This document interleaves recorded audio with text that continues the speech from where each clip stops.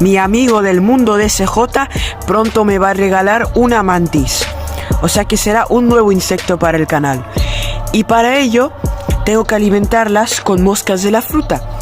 Entonces he hecho este criadero de moscas de la fruta. Es simplemente un tarro con trozos de banana que al descomponerse atraerán a las moscas y pondrán huevos.